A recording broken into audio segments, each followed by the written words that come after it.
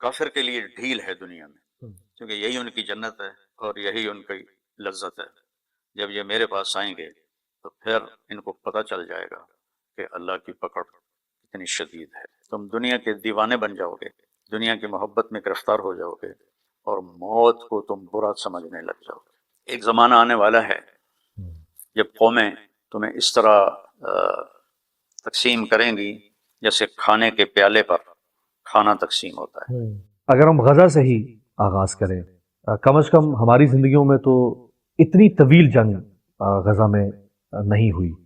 ہر 4-5 سال کے بعد صورتحال اس طرح کی بنتی رہی ہے، لیکن وہ چند دنوں پر محیط ہوتی تھی اور چند سو افراد متاثر ہوتے تھے۔ یہ 1 لاکھ سے زائد لوگ متاثر ہو گئے ہیں، کل جس کی آبادی 20 لاکھ کے لگ بھگ ہے۔ کیا کہیں گے آپ؟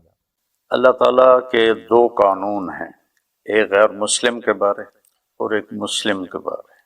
غیر مسلم کے لیے ہے ذرہم یأکلوا ویتمتعوا ویلہہم الامل فسوف یعلمون ذرنی ومن خلقت وحیدا وجعلت له مالا ممدودا وبنین شہودا ومہدت له تمہیدا ذرنی والمکذبین اولی النعمت ومہلہم قلیلا۔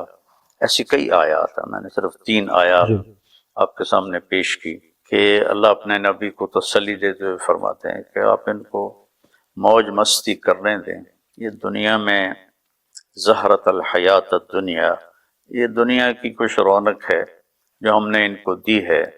جب یہ میرے پاس آئیں گے تو پھر ان کو پتہ چل جائے گا کہ اللہ کی پکڑ کتنی شدید ہے۔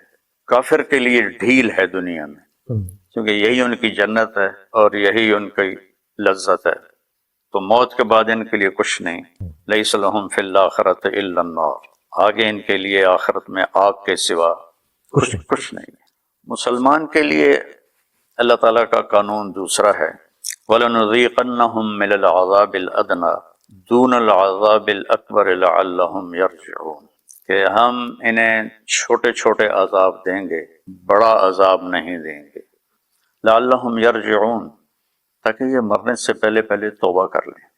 امت پر جو مختلف حالات آتے ہیں وہ ان کی طہارت کے لیے ہوتے ہیں، ان کے گناہوں کی صفائی کے لیے ہوتے ہیں، اور بے گناہ قتل ان کی بخشش کی مہر لگا دیتا ہے۔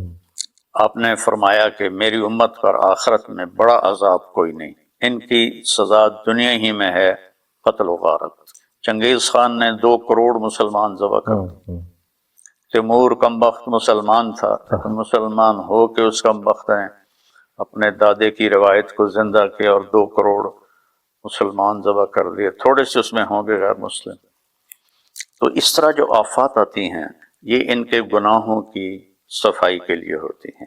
تو اللہ تعالیٰ ان کو ایک دوست میرے کینیڈا میں رہتے ہیں، ان کا انہوں نے مجھے بتایا کہ میں نے خواب دیکھا کہ جتنے غزہ کے شہداء بچے ہیں وہ اوپر آسمان میں تیر رہے ہیں اور اللہ تعالیٰ کے نبی ان کے ساتھ ہیں، اور جب وہ سارے بچے اوپر اکٹھے ہو جاتے ہیں تو اللہ کے نبی ان کو لے کر اوپر چلے جاتے ہیں۔ تو دیکھنے میں خوفناک، کربلا سے بڑا خوفناک واقعہ کیا ہوگا؟ انسانی تاریخ میں کسی نبی کی نسل اس طرح ذبح نہیں ہوئی جیسے کربلا میں ہوئی، اور ابھی صرف 51 سال ہوئے تھے اللہ کے نبی کو فوت ہوئے۔ کچھ صدیاں گزر گئی ہوتی، قوم بھول جاتی، امت تو تھا، پھر تو تھا 61 ہجری اور آپ 11 ہجری میں فوت ہوئے ہیں، تو 50 سال بھی نہیں گزرے کہ آپ کی نسل کو بکرے کی طرح ذبح کر دیا گیا۔ تو اب ان کے لیے تو یہ نہیں کہا جا سکتا کہ ان کے گناہوں کی سزا ہے، تو جنت کے وارث ہستیاں تھیں۔ تو اس طرح مسلمانوں پر جو تکلیف آتی ہے عام طور پر وہ ان کی نافرمانیوں کو صاف کرنے کے لیے ہوتی ہے، اور غیر مسلم کو جو اللہ چھوٹ دیتا ہے وہ ان کو یہیں ان کی لذتیں پوری کروا دیتا ہے، اور آگے پھر وہ ہمیشہ کے لیے آگے۔ تو مولانا صاحب بڑی خوبصورت آپ نے اس کی تشریح فرمائی، بہت خوبصورت، لیکن جس دور میں ہم جی رہے ہوں اس دور میں اگر ظلم ہو رہا ہو اس طرح کا، اور مسلمان طاقتیں ہوں، 56 اسلامی ملک ہوں، ایک سے بڑھ کر ایک ترم خان ملک ہو، کسی کے پاس تیل کی دولت، کسی کے پاس کوئی اور دولت، اور وہ کچھ نہ کر پائیں، اس پہ کیا فرمائیں گے؟ اللہ کے نبی کا فرمان ہے یوشک الامم ان تداعى علیکم کما تداعى الآکلۃ الی قصعتها، ایک زمانہ آنے والا ہے جب قومیں تمہیں اس طرح تقسیم کریں گی جیسے کھانے کے پیالے پر کھانا تقسیم ہوتا ہے۔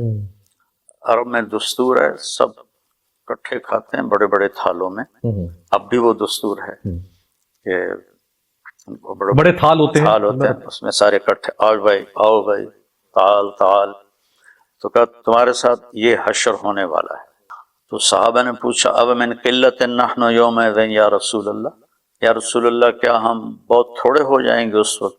تو آپ نے فرمایا لا بل انتم یومئذ الکثیر، تم بہت زیادہ ہو گئے، ولکنکم غثاء کغثاء السیل، تم سیلاب کی جھاگ کی طرح ہو گئے، وَلَيَنزِعَنَّ اللَّهُ مِن صُدُورِ عَدُوِّكُمُ الْمَهَابَةَ مِنكُمْ، اور اللہ دشمن کے دلوں سے تمہارا رعب نکال دے گا۔ آپ نے کہا نُصِرْتُ بِالرُّعْبِ مَسِيرَةَ الشَّهْرِ، ایک تو منظر کشی ہماری ہی لگ رہی ہے، اس لیے تو یہ حدیث یاد آئی، یہ تو ہمارا ہی نقشہ بیان ہو رہا ہے۔ آپ نے فرمایا مجھے اللہ نے میری مدد کی ہے رعب کے ساتھ کہ ایک مہینے کی مسافت تک میرا رو پڑ جاتا ہے۔ وَلَيَنزِعَنَّ اللَّهُ مِن صُدُورِ عَدُوِّكُمُ الْمَهَابَةَ مِنكُمْ، اللہ دشمن کے دلوں سے تمہارا خوف نکال دے گا۔ وَلَيَقْذِفَنَّ فِي قُلُوبِكُمُ الْوَهْنَ، اور تمہارے دلوں میں اللہ وہن ڈال دے گا۔ تو صحابہ نے پوچھا مل وہن یا رسول اللہ، یا رسول اللہ وہن کیا ہوتا ہے؟ تو آپ نے فرمایا حب الدنیا وکراہیت الموت، تم دنیا کے دیوانے بن جاؤ گے، دنیا کی محبت میں گرفتار ہو جاؤ گے، اور موت کو تم برا سمجھنے لگ جاؤ، موت سے تمہیں ڈر لگنے لگ جائے گا۔ جب شمر نے کہا نا امام حسین علیہ السلام سے کہ ہم تم سب کے سر کاٹ دیں گے، تو وہ آگے ہنس پڑے، اب الموت تخوفنی، تو مجھے موت سے ڈرا تھا، کیا تو مجھے موت سے ڈرا تھا، کیا ہوا؟ تو اب ہم تو کوئی موت کی بات بھی ہو تو اٹھ کے چلے جاتے ہیں، سنی نہیں جاتی۔ بہت خوبصورت، بہت خوبصورت بیان، ماشاءاللہ۔ دونوں باتیں آپ نے بہت خوبصورت، ایک تشریح آپ نے کر دی کہ یہ جو آزمائشیں ہیں، اور اس وقت دنیا کی ایک چوتھائی ممالک مسلمان ممالک ہیں، ایک چوتھائی، اتنی بڑی طاقت ہے، اور اس کے باوجود وہ ڈر رہے ہیں کہ شاید کسی کا تخت نہ ہل جائے، کسی کا کوئی اور کوئی بندر کا بند نہ ہو جائے، کسی کا کوئی کاروبار نہ ٹھپ ہو جائے۔